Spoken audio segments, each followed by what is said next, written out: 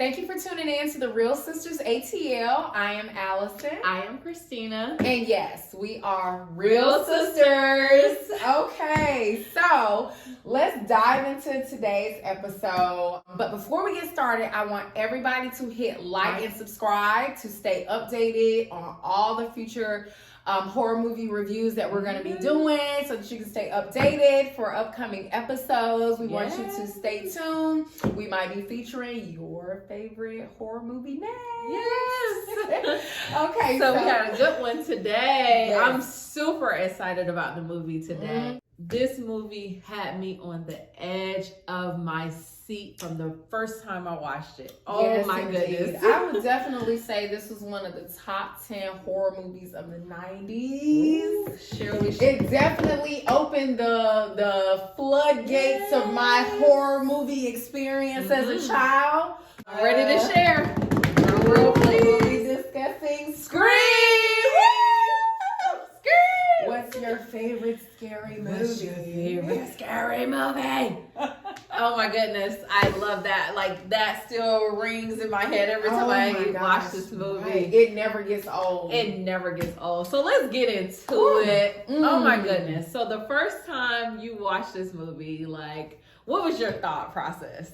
Oh my gosh. When I tell you I was probably scared to answer the phone, and I'm like, hello? And it's my mom on the phone telling me to take the chicken out and put it in and defrost it. I'm like, oh, okay. I'm like, who is this? Oh. I thought I was gonna be the next victim.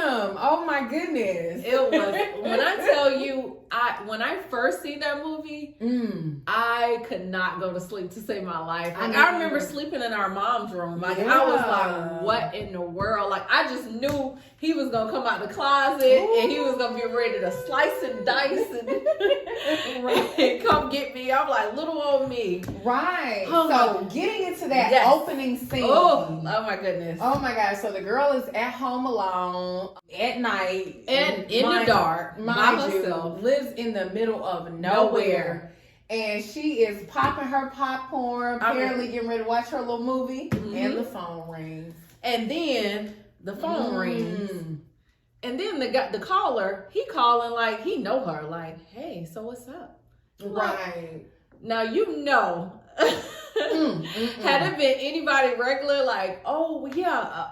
Right. And so he calls her, and she's engaging this person for several minutes. Yeah. And I'm like, he asking her random questions. Right. Like, and it makes you wonder, you? like, how bored do you have to be to engage a stranger on the phone for that long? I mean, really. Because, she started, telling them things about herself. Oh, I'm popping popcorn. I'm getting ready to watch a movie. Telling him her favorite scary movie. I'm like, sis, why don't you just invite him over and let him sit and eat with you? Right. Goodness. So it was all fun and games until he says, I want to know who I'm looking at.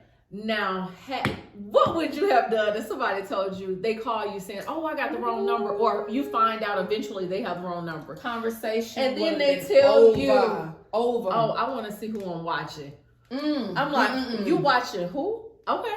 All right, I got something for that. I'm like, look, what can you see? I would have had a knife, a hammer, maybe a gun. Like, okay, so what you see now? Let's go. Let's go. Let's get into it. Let's get it. Like, I was so taken back. So he sends her on this trivia game and, starts asking all these questions in order to save the boyfriend that he had strapped to the chair in the backyard. Ooh, and then the thing about it is, initially she tried to act like she didn't even have a boyfriend. Said she didn't even have a man. I'm like, how you gonna tell this stranger? This could have been anybody. Right. And you telling this man, oh, maybe, I don't know.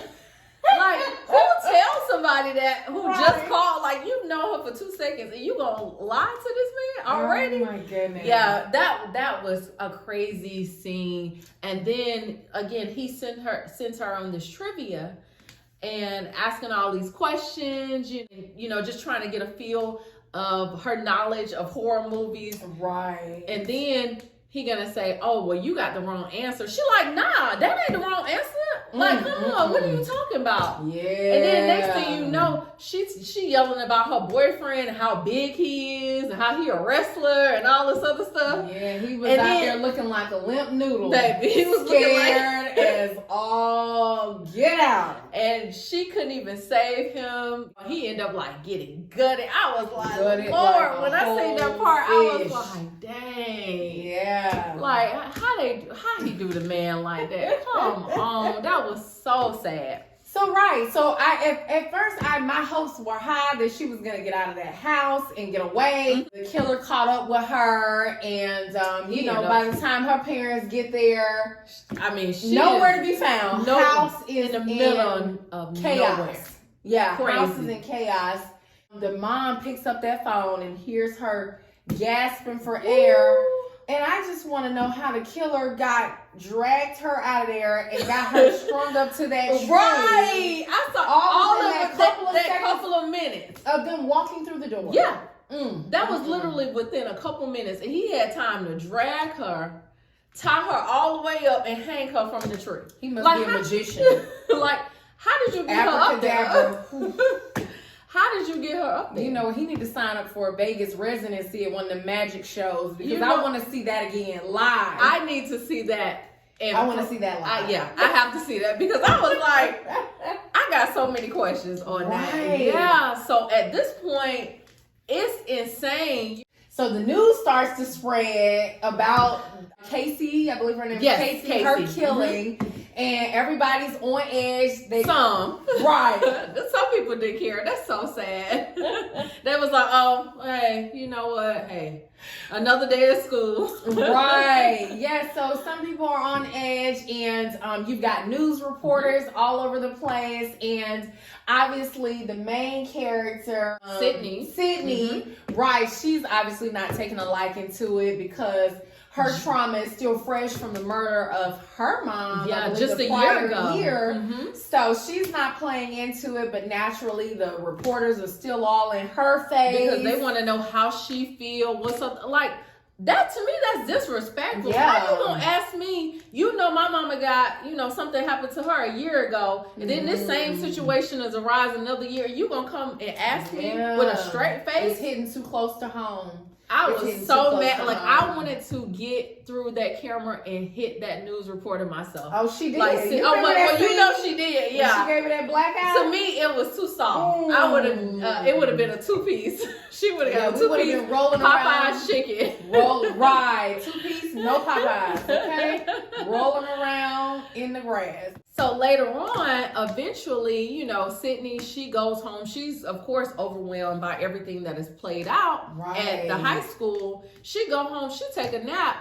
She wake up, the phone ring. It's the killer trying to play a game with her. Deja vu. All over again. And I'm like, dang, like, come on. Like, she can't catch a break. Everybody all in her face. She already experienced the trauma, from her mama. And then the killer called her. So later on, the killer calls her. Then next thing you know, he's at the house. Did he bust out the closet or something? I mean, it came out of nowhere. Yeah. But Sidney was ready, baby. Yeah. She was with it. She was knucking and bucking. Yeah. Because the other little girl from the beginning, she was no match. Yeah. But Sidney was ready. So Sidney fighting the guy, trying to get him, get him off of her. Then next thing you know, she trying to call the cops. But phone out of nowhere. Catch this. When she goes in the room and is calling 911 from the computer, I just want to know, sis, how was you gonna type faster than you could talk? Where was the house phone? Right, where is the phone? Why not run upstairs with the cordless phone? And they got a cell phone. They got all types of. Did you look at that house? How big and immaculate that house was. I know y'all got more than one house phone. Y'all got more than one phone. Girl, you're not going to be able to type by the time that killer get up there and get to you. Right, like, sis. Oh. And then not only that, soon as that happened, she finally calls 911. Right. And then out of nowhere, the boyfriend shows up. He climbed through the window. Like, that was a sign. I got so many questions. That was a sign. If you notice how big that house was, how did you climb up through the window? I mean, that house was massive. How did no ladder, no nothing. How did you know not to go through the front door? Like, why you couldn't go through the front door? Yeah, that was really why you didn't call her phone? He talking about, I heard something.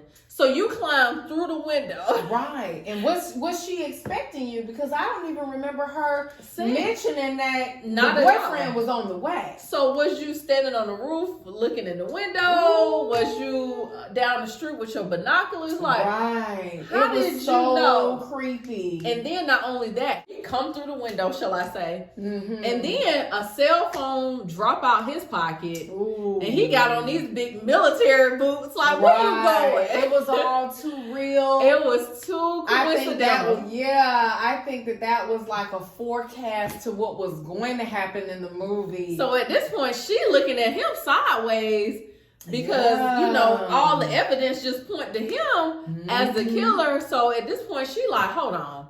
He done it. She mad because this her boo. This her man. It could be him. Yeah. And at this point, he could be the killer. So they get to the police station, and he yelling in the background talking about, "Oh, I ain't doing it. You know me." I'm like, brother, I don't know you. Right, and those usually the main ones that say, "Oh, you know me." No, I really don't. Yeah, I don't know. Nah, and she looking at him sideways. She like, "Nah, I don't know you." And they trying to console her because at this point, this is rough. This is trauma. Yeah, this is just very traumatic. It's all happening back to back. Mm-hmm. So then that play out. Okay, so at this point, they're framing her boo or her boyfriend as the killer. Mm-hmm. So later on, the principal, he trying to get everybody on one accord. Oh, go home. Curfew. Y'all know what we mean about the curfew. Like, don't nobody listen to curfew. 9 o'clock, I believe. Right. And the school was about to be out for summer too. So they was ready to party. Major buzzkill. So he telling everybody, okay, make sure you go home. And then he in his office, playing around with the mask. After he confiscated it from the kids that were playing around with it. You like, look, find you something to do. And he's in there playing dress up. So he started hearing a little creak at the door. Exactly. And he got more than he was bargaining for because he come around and the killer after him. Right. And next thing you know, the killer slicing and dicing him. Ooh. I'm like, dang. So I'm confused because Sidney boyfriend, he locked up. Right. Then you got the principal who just got killed. So who the killer? Right. So at this y'all chime in and let us know who y'all thought the killer was by this point. Yes. Okay. Because at this point I was so confused. Mm-hmm. Like, okay, well, wait a minute. I thought it was the boyfriend, the phone, the cell phone fell out. It just all lined up, Perfectly. Mm-hmm. And do you remember that scene when the head sheriff was like talking and he put that cigarette out and the camera sort of panned to his boots? Oh, and yeah. It was very reminiscent of the boots from when the killer like jumped out of the bathroom stall. Yeah. Oh, yeah. So at one point, I even thought the police chief or the police commander was the killer. Right. I don't know if y'all caught that, but I did. And you remember when they was in there talking so much mess about that girl? I was so mad. I wanted to swing and bust out of that bathroom stall for her. Like, Sidney, I got your back. I got your back, Sidney. What's up? We're gonna jump them because they clearly got a lot to say. Yeah, they let got them say it to our face. They need to be straightened out. So at this point, all of this is played out. The killer has chased Sidney in the bathroom or chased her out the bathroom. The principal has been killed. And all everybody can think about is where's the next party, with everything going on. They don't care. The least bit concerned about people getting sliced and diced. They did not care. So much so that they had a whole party, a little get together, little rendezvous. So they gonna have this party, and then when I tell you, it was so many people. You would have think the whole high school was there. Yeah. I mean, the whole community was there. Everybody eating, drinking, having a good old time. And at this point, this was like the craziest scene to me. Because one of the friends, he kept making up all these scenarios about movies. Mm-hmm. And then you got Sidney, her friend. At this point, she's walking to the garage going to go get some more beers to enjoy with all the friends. Keep the party going. And then not all heroes wear capes. And then cheers to that. Cheers to that. She was going to get the booze. And at this point, you know, she's walking, you know, going to go get the drinks. And then she go walking towards the door like she's about to leave out, and the garage shut back down. Oh my goodness. And then she turned around. That scene was something else. I was like, what is going on? Because at that point, I'm like, okay, I know the garage ain't, you know, not working. Right. So at this point, I'm seeing the killer standing there at the door, waiting and ready. Right. She's already not playing into it. I loved her spunky kind of personality. I did too. And she was just like, okay, you know what? I'll role play with you. And she does all of that. And he's like, this is not what you think it is. And she like, look. And at that point, she was gangster. When they started getting into it, she was throwing the bottles. Yeah. I was like, yes, sis. But when she tried to get out of the garage through that doggy door, I was so disappointed. Girl, you know your big butt. A Barbie doll. I was like, sis, if you notice, it was so much stuff in that garage. So like much you junk. could have wore him You could out have picked right up a there. rake, a shovel, since they had the entire Home Depot, Lowe's in the garage. I was like, sis. I would have used that to my benefit, my advantage. And then she trying to climb out the doggy hole. Like, sis, you know. That was a recipe for disaster because he zipped her right on up in that garage. I mean, flattened her out like a pancake.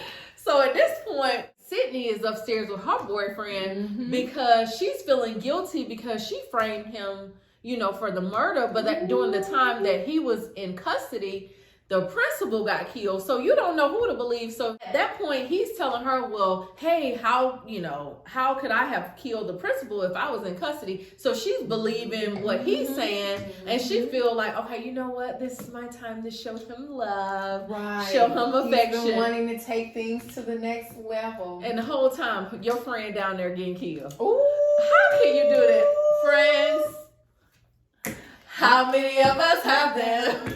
Friends. Ooh, I mean, just a clear case of disloyalty. You up there with your boo. I mean, just getting it in, just loving, affection, and your friend down there getting killed. Right. I was so disappointed by this scene. I mean, and they didn't hear none of the screams or anything coming from the garage or outside the garage. That is bizarre to me. So at that point, it seems like right after she was in the garage, you know, she gets killed. We go back to where the other friend, I can't think of his name, and he was there on the couch by himself watching the movie. Right. Yeah, he's watching this scary movie, and at this point, the killer is walking up behind him. Oh my goodness.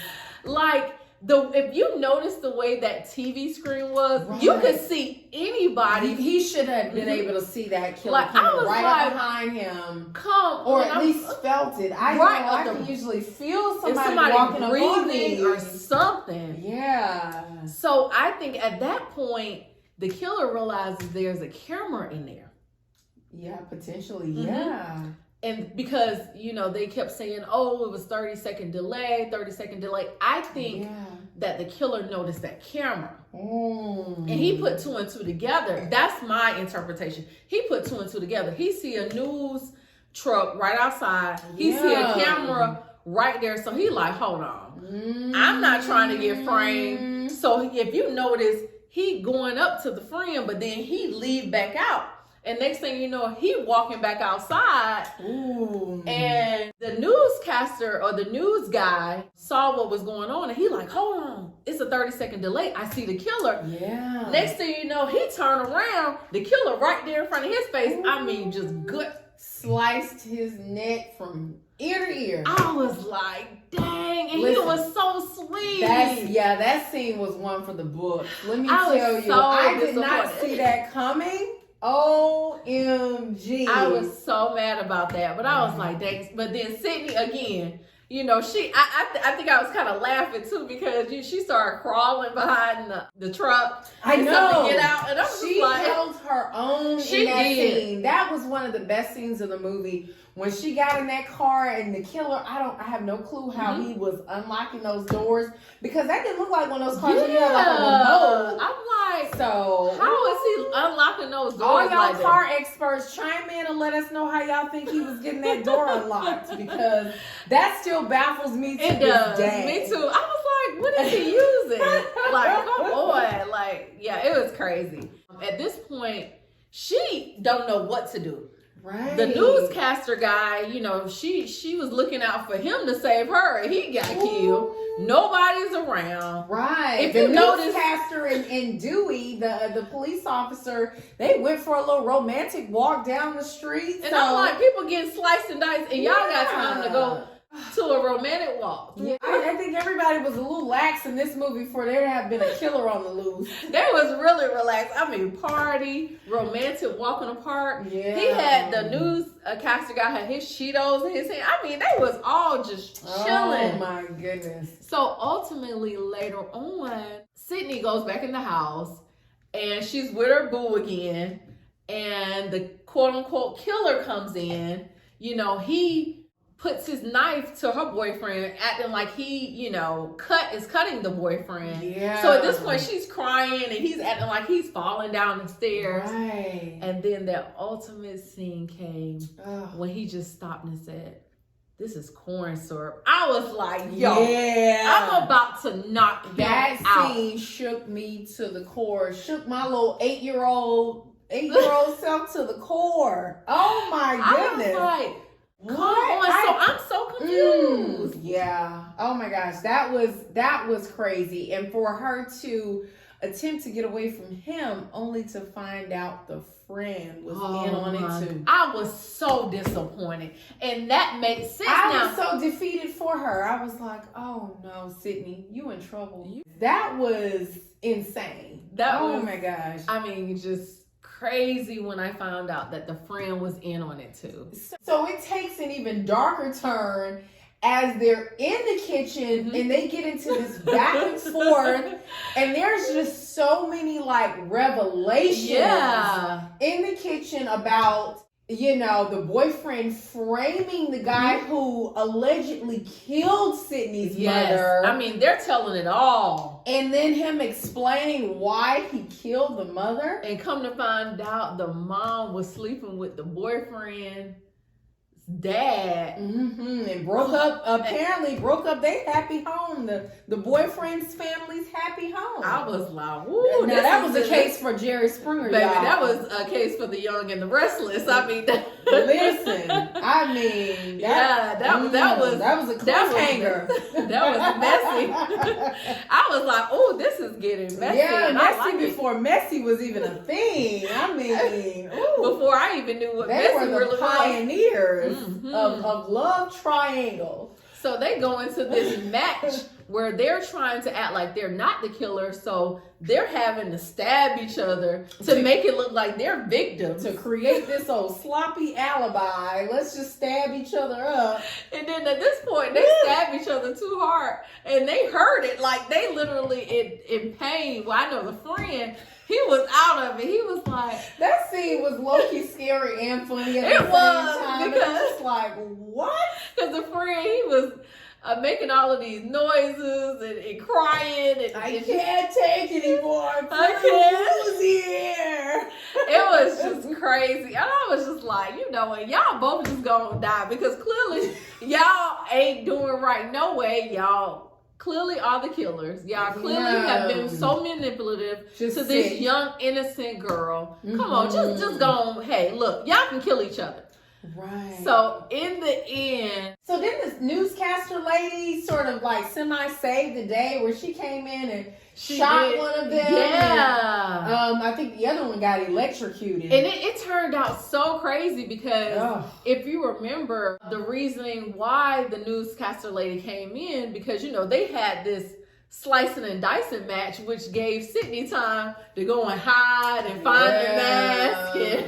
the mask and get a knife or a gun or whatever she had. She was playing chess, not checkers. She was ready. I like Sidney. She was with it the whole movie from beginning to end. She came through. So in the end, she shoots her boyfriend, which I'm sure she was sad about, because to find out that your boyfriend is the one who set this whole thing up, has been the killer the whole time, and then his friend. Gosh, yeah. And I have to say that initially I did not like the news lady, but I like how she came through at the end. She absolutely came through. She was a bit annoying at first. She was all up in Sidney's grill, wanting to get this story, and she still ended up getting it at the end. She got her story. Her and all. She had the cameras, like action. That's what I call gangster. I know. She was definitely committed to her craft. So that, when I tell you, overall, that movie was good. I can watch it well